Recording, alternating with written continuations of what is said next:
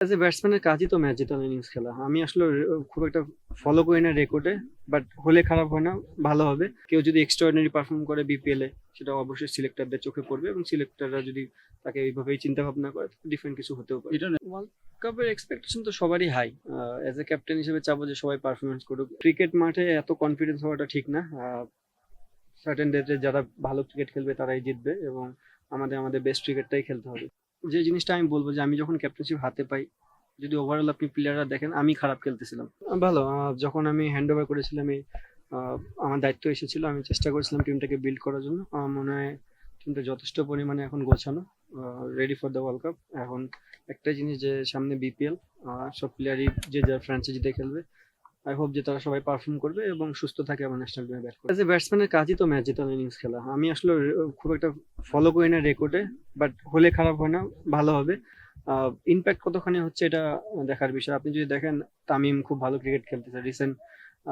খুব একটা বেশি ম্যাচ খেলেনি, বাট ওরও কিন্তু 50 অনেক দূর আগে গেছে। তো আমি চাবো যে ও যেন আরো এই জিনিসটা ছাড়ায় যায় এবং অ্যাজ এ ওপেনার যখন ও কন্টিনিউ বেসিসে রান করবে, অ্যাজ এ ক্যাপ্টেনের জন্য লাইফটা ইজি হয়ে যাবে। তো যে কোনো প্লেয়ারই যদি এই জিনিসটা করতে পারে, খুবই ভালো। আমার মনে হয় যে প্লেয়ারটা নতুন আসে, কারণ অঙ্ক নিয়ে নতুন এসেছে, এসে তো সব প্লেয়ারই অলমোস্ট খেলা। সো সে ডিজার্ভ করে এটা, কারণ আমি মানে যবে যবে থেকে এই জিনিসটা হ্যান্ড ওভার করেছি অ্যাজ এ ক্যাপ্টেন হিসেবে, আমি সবাইকে যারা নতুন টিমে আসে তাদেরকে দেওয়ার চেষ্টা করেছি। আহ, আমি জানি এটা ভালো না খারাপ, বাট আই হোপ যদি সামনেও এরকম কোনো নিউ প্লেয়ার আসে তাদেরকে দেওয়ারই চেষ্টা করব। কেউ যদি এক্সট্রাঅর্ডিনারি পারফর্ম করে বিপিএল এ, সেটা অবশ্যই সিলেক্টরদের চোখে পড়বে এবং সিলেক্টররা যদি তাকে এইভাবেই চিন্তা ভাবনা করে, ডিফারেন্ট কিছু হতেও পারে। কাপের এক্সপেকটেশন তো সবারই হাই। অ্যাজ এ ক্যাপ্টেন হিসেবে চাবো যে সবাই পারফরমেন্স করুক, ইনফ্যাক্ট আমিও যেন পারফরমেন্স করতে পারি। বাট ওই টাইমটাতে কতখানি সবাই আমরা একত্রিত হয়ে খেলতে পারতেছি, সবার সময়টা ভালো যাচ্ছে কিনা, এটার উপর অনেক কিছু ডিপেন্ড করবে এবং সবাই জানে যে তাদের তাদের রোল কি। যেহেতু অনেকদিন ধরে এই ফর্মেটেই খেলতেছে এবং সামনে অলমোস্ট যারা ফাইনাল খেলবে তারা মানে 12টা ম্যাচের মতন খেলবে। সো আমি 12টা ম্যাচ বাদ দিলাম, 10টা করে তো সবাই ম্যাচ খেলবে। সো এনাফ টাইম আছে এখনো। ওয়ার্ল্ড কাপের আগে একটা বিশাল, আপনি যতই প্র্যাকটিস করেন, ম্যাচ কিন্তু একটা ম্যাচের মতনই। সো আমার মনে হয় তারা ওই প্রসেসে যাবে এবং ওখান থেকেই ভালো কিছু নিয়ে আবার আসতে পারবে। এটা দুজনই ম্যাচ উইনার। মুস্তাফিজ আমরা দেখে আসতেছি অনেক বছর ধরে, ও আমাদের বাংলাদেশ টিমের জন্য ম্যাচ উইনিং পারফরমেন্স করে। ইনফ্যাক্ট কয়েকদিন ধরে রিশাদও সেম জিনিসটাই করতেছে।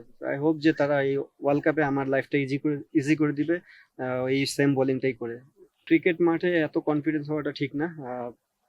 সার্টেন ডেতে যারা ভালো ক্রিকেট খেলবে তারাই জিতবে এবং আমাদের বেস্ট ক্রিকেটটাই খেলতে হবে। যে জিনিসটা আমি বলবো যে আমি যখন ক্যাপ্টেনশিপ হাতে পাই, যদি ওভারঅল আপনি প্লেয়াররা দেখেন, আমি খারাপ খেলতেছিলাম। সো আমার ভিতরে চ্যালেঞ্জটা ছিল যে সব প্লেয়ারই পারফর্ম করতেছে, খুব দ্রুত গতিতে রান তুলতেছে, আমি কিভাবে নিজেকে কোপ আপ করতে পারি তাদের সাথে। আমার মনে হয় আমি ওই জিনিসটা নিয়ে চ্যালেঞ্জ নিয়েছি এবং প্র্যাকটিস করেছি। সো মোটামুটি আমি সব বলবো না যে প্রত্যেক গেমে আমি খুব ভালো সাকসেস, বাট আমি ট্রাই করেছি আমার বেস্ট ক্রিকেটটা খেলার। ইনফ্যাক্ট সামনেও আমি ওই জিনিসটাই ট্রাই করবো। একটা জিনিসই চাইতে পারি যে আমাদের যে প্লেয়ার গুলো আছে তারা যেন সুস্থ থাকতে পারে। আর সত্যি কথা বলতে আমি নিলামটা দেখতে পারিনি, আমি জিমে ছিলাম। আমার কাছে মনে হয়েছে ওই টাইমটাতে জিমে থাকাটা আমার জন্য বেশি ইম্পর্টেন্ট ছিল, যেহেতু নেক্সট ডে প্র্যাকটিস বা গেম ছিল। যাই হোক, ভালো এই জিনিসটা নিলাম, পদ্ধতিটা ভালো। ফার্স্ট টাইম হলো অনেকদিন পরে। আমার মনে হয় নেক্সট টাইম থেকে যদি এই জিনিসটা কন্টিনিউ হয়, প্লেয়ার আস্তে আস্তে যারা মানে কি বলে, যারা করে এই জিনিসটা নিলাম, তো তারাও আস্তে আস্তে অ্যাডাপশন করে ফেলবে এবং তারাও বেটার কিছু করতে পারবে।